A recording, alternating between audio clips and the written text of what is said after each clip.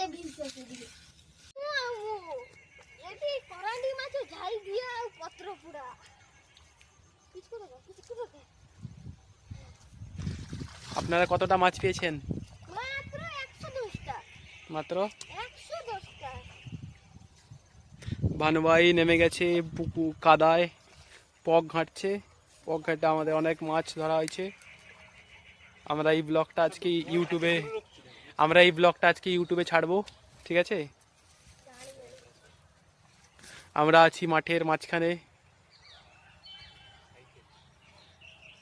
দেখা যাক ভানুভাই কি করছে।